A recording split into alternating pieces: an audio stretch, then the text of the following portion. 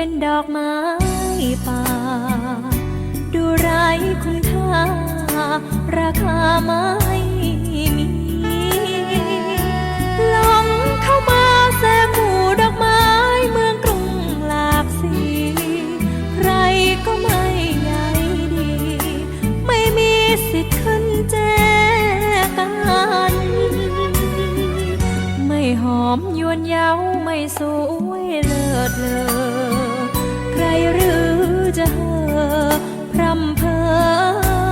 ไฟฝันแม้จะมองก็แค่ชายตาไม่มาผูกพันสาวบ้านป่าอย่างฉัน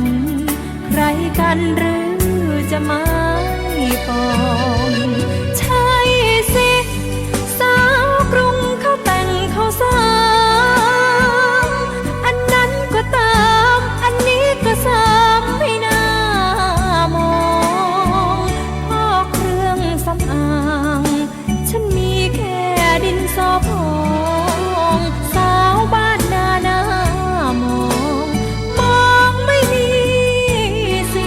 สันดอกไม้ดอกนี้เป็นดอกไม้ป่าปล่อยให้เขาว่าจะเย้ยยันฉันไม่เคืองไม่โกรธไม่แค้นใครทั้งนั้นพอใจที่ฉันเป็นฉันมันแค่ดอกไม้ป่า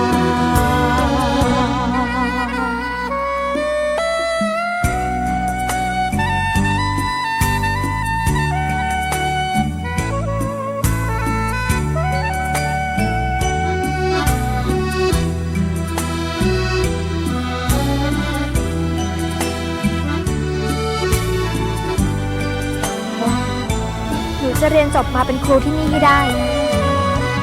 ใช่สิ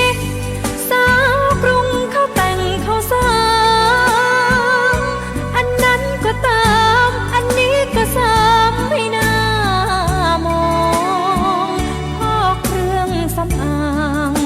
ฉันมีแค่ดินสอพองสาวบ้านนามองมองไม่มีสีสัน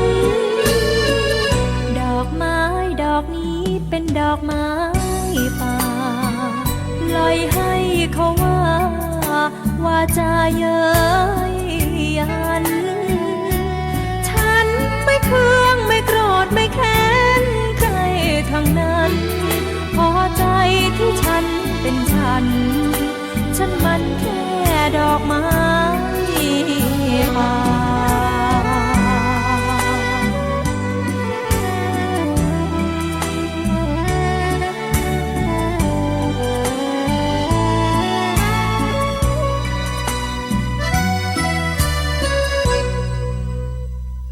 ดอกไม้ดอกนี้เป็นดอกไม้